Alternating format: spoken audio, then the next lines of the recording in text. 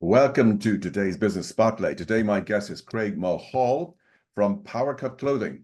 Hi, Craig. How are you today? Hi, Tom. Tom, all good. Thank you so much for having me. Well, delighted and dying to hear your story. Power Cut Clothing. Tell us what that's about, what it is, and what do you sell?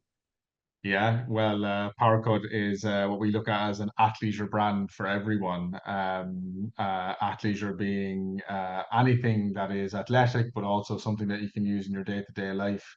And a brand that myself and my wife had started in 2020. So yeah, we're focused on high quality materials and stuff that fits your lifestyle. Okay. So it's mainly for athletes or for people who are using gyms or have an athletic life of some sort. I think that's the kind of thing that athleisure blends that. So you have the ability to look good and have great materials and confidence in that, and also it can perform when required. But it's become a uniform now of sorts. Leggings are no Okay. longer just for the gym. A pair of leggings can be dressed up with a blazer, jacket, whatever it may be. So it's the new fashion really, but it has to be able to perform. So leisure clothing based around sportswear, which is suitable for both in and out of the gym.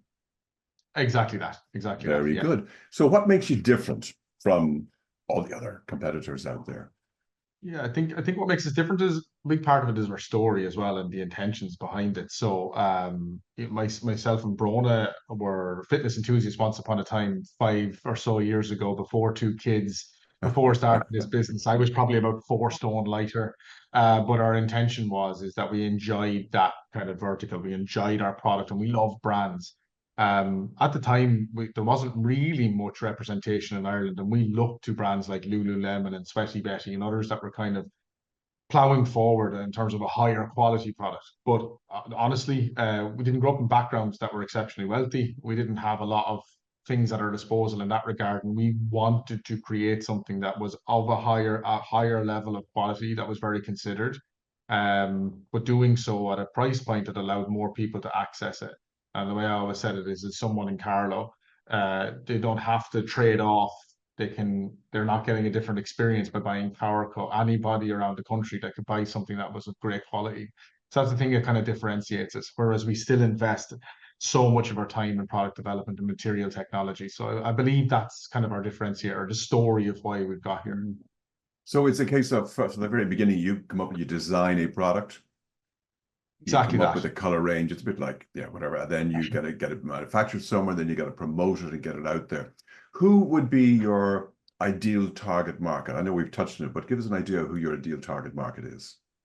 Our core demographic is about 25 to 40 female. And those that have a lifestyle interest of sorts. It doesn't necessarily have to be gym, yoga. It's a blend of all of these things in between. And I think you're looking at interests, particularly in this country, it's got become so diverse. So it kind of blends, and then our collections blend across these. Are you a gym bunny? Are you a yogi? Are you just a walker? So it's that's kind of the core range. But we are an athletic brand for everyone, and we have quite a broad collection.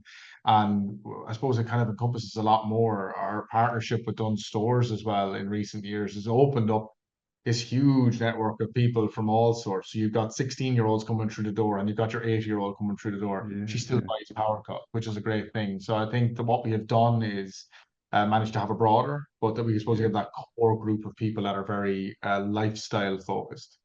That's interesting. I didn't know it was in Dunnes Stores. I'll have to tell my wife and my daughter because they're all into that stuff. So you actually do supply into retail. It isn't just an online offering. So do you have a separate offering in each area? Yeah, so we're in Dunnes Stores since 2021, and an amazing thing that happened for our business. We were supplying to other retailers pretty quick out the gate. Like we had a lot of interest in terms of what we were doing. Hmm. Um, we opened up. We were 9 locations now in Dunnes. We build our collections by season. So and we split it into quarters. So Dunnes Stores have a core offering, and then as well there's a bit of a range expansion online, maybe different colors or fits or sizes that you can't get onto a shop So floor. differentiation, yes, yeah. But in general, the how we build the collection is we're very color influenced, and we want that kind of vibrancy, nothing too plain, nothing too simple. We want to allow people to express themselves. So we Mhm. kind of offer that core in both in store and online. And interesting, so you're into retail and online, so people can online get you online. So it is Power Cut Gym and Yoga, guys. Have a look at that website. So Dennis, what's the one thing you wish more people knew about your product? I think the primary thing is more people to feel the product and touch the product. Like the feedback which we get is phenomenal, and we invest so much time and materials that are selected. The more and more people that do buy into us really become loyal customers, and I think they know that the value is there. Again, the experience loss is the word that's always in my head. There isn't an experience loss from switching from Lululemon to Power Cup. So I want more people to touch and feel it and experience it. Go, okay, this is quality and this is valuable for my life. So that's what I want to happen as we expand over the next couple of years. Tremendous to hear the passion that you have for this. So tell us, you decided to go into business for yourself. What drove you to that? I think it's probably my personality drove me to that. Don't always do the best at listening to others all the time. I was raised by my grandmother though, and she's a tough woman, but a strong woman, and she gave me a fierce sense of independence. And my grandfathers and granduncles and others were entrepreneurs in their own right, whether they were farriers or blacksmiths or mechanics. But there's always that sense of doing something for yourself. And myself and my wife Brona, we wanted to be our own boss and take that risk. And we wanted to build something that we were passionate about, that then we could sell that passion. And we came out of roles that I suppose the passion was lacking, it was just Mm, transactional. We wanted something with a little bit more meaning. And then to do something in a place that we love, brand, product, it is genuinely the best feeling in the world. And there's been sticky moments like in any business, but we get through it because we love doing it. yeah. And that's funny you bring that up because I was going to ask you, have you a memorable hurdle that you'd like to share that you had to overcome in your journey in building your business? Yeah, we do. So it's the one that sticks in our head. But I also think it was the thing that when you start particularly a brand, you think you know who you are. You don't really know who you are. It's your experiences and how you grow it up and the customers you engage yourselves with that help you form that. So we were about 7 or 8 months in. We had, the early stages of COVID had happened, a lot of online traffic. Mhm. We had a supplier in the Far East, and we had sold out the first collection. Bang, brilliant, amazing. We were really getting attention on it. And a reorder then happened, landed. We were so excited. We could see the traffic, and we knew people knew it was coming. We're still small at this stage. Um, and within the first day of orders being delivered, we were getting emails back from customers to saying the logos are peeling off. And then they just flooded in, flooded in, flooded in. And we were like, oh my goodness gracious, what the hell is after happening? Yeah, So we contacted the suppliers and they said, oh, we changed it to a better material. We thought this was a better look. And we're like, well, we hadn't approved that. yeah, And literally with body heat, it was coming away. So they hadn't applied it properly. So myself and Brona had thought, this is it. We're done. Our little yeah. business that we started, it's got some racking in a spare bedroom. Mm, But there were several hundred people that had been affected. So we didn't know what to do. Well, I learned how to negotiate with suppliers in the Far East pretty quickly around they need to replace everything. And also, we contacted every single customer and said, we're really sorry. So, what we're going to do is we're going to send a replacement pair out to you. So, although the garment was the logo removed, we didn't want mhm. anyone to feel like this brand couldn't stand over. So, we had to take a bit of a hit on postage and packaging too, which at the time we didn't have a lot of cash either. Mm, But we replaced it and we were just nervous. We just thought, look, we gave it a great go.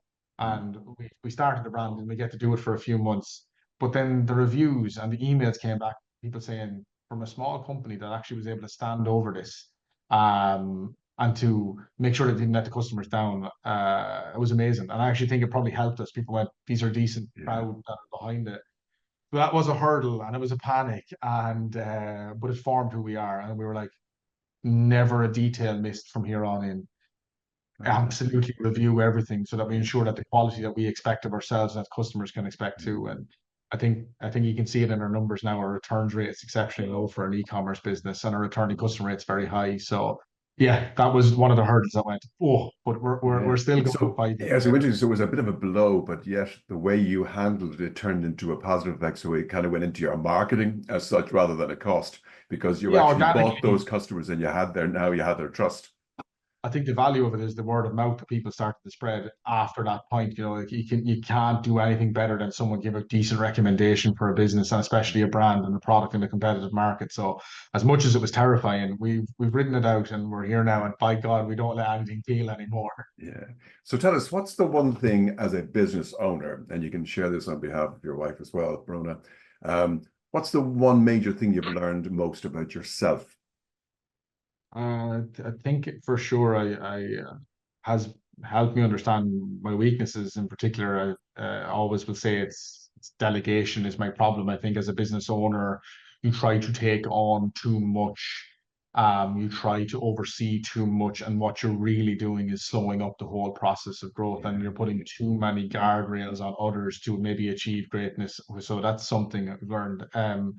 The other thing is, I think it's only coming now as well. In the mix of doing this, we had two kids, and work-life balance absolutely suffers. It is important to give it attention to make sure that you don't just end up being stuck in the hole every day. Coming out is great. Bron is brilliant at doing that and helps me lift my head out and just go, look, the kids, and let's do something here. And here are the things I learned. But the biggest thing is if you have a passion for something, especially when you're starting a business, you might be making a lot of money personally, but the satisfaction from it, that gratification when someone leaves a good review about your brand or your business, it's amazing. And I'm sure Brona says the same. We talk about this all the time, but there's some of the key things that I've learned. But allow people to grow. Don't be the person that gets in the way of other people growth. Well, it sounds like you have a very strong relationship and a very strong partnership, having Brona there as well. So I wish you continued success in that. So very quickly on your team, you've grown now to, I think you said earlier, before we started recording, you have about 35 people now at this stage. That's a lot of wages every Friday. It is. And the team are great. And we're proud of it. Well, the Dunn's partnership obviously means that we open concessions within their retail spaces. So what actually happens is we take a section of store, it becomes a power cut concession, and our team staff that. So about 75% of the team are retail staff, retail colleagues. Uh, that look after and drive the sales performance in these locations. Dunn's like such an institution in Ireland as well. A phenomenal job in terms of what they're doing in terms of premiumizing their shops and the offering they're giving to customers, and we're part of that too in a new offering in select locations. And then the rest of the team is based around kind of head office and e-com focused roles. But yeah, it is a lot, but it's worth it. And I think cash flow is the thing that you have to manage effectively. And uh, luckily enough to say that my mother is our finance manager, Ah. and she doesn't let me spend a penny without it being approved for. And if it doesn't fit a cash flow plan, it ain't happening. And it doesn't matter if I said it or not; it's not happening. So I kind of have finance manager over me. I also have the kind of the mammy over me as well. It's saying Yeah, nope, that's not happening. But we didn't always be like this, Tom. Like, we're only really yeah. getting a handle of our cash flow effectively and really looking outwards, because I think whether or not you're having profitable months, you've got plans upcoming. Owning our cash flow means that we don't really feel the pressure when we used to feel the pressure because we might have made a decision that shouldn't have. So yeah, that's the important part. Make sure everybody gets paid, and we Very can good. continue to grow as well. So mommy is holding the purse strings, always a good operation to have there. Fantastic. So tell me, Yeah. last question here. Tell me, where do you see yourselves in the next 5, 10 years? Yeah, I genuinely have aspirations for this to be a global brand. We have a very strong supply chain. We have a great product development team that works with us from Manchester. We have the plans in place for scaling, and our ecom, indications are our ecom growth is good and we're gaining considerable market share here. I think we need to get out, bring the brand and showcase our Irish brand in other markets. So that's something that we're currently working on, and particularly at the back end of this year, where we'll be doing investing a bit more into the UK. And in 5 years' time, I would like to see ourselves with a physical presence in UK, in particular. and it would be the dominant athleisure sports brand that has come out of this country. I know there's others that have trekked this before, but I think that our offering, our brand, and the product that we offer kind of shines through. So that's kind of where I'd like to see us. I'm not worried about the size of the team or anything like that. We do some things on tight resources, but I think we've got some really strong people here that can get us there. Craig Mulhall from Powercut Clothing, thank you so much for taking part today. Your passion is palpable, and I wish you every success in the future. And please God, we'll have another chat in another couple of years and see how you're That'd getting be on. great, Tom. That'd be great. I'd appreciate that. And thank you so much for having me. Many thanks. Have a great week.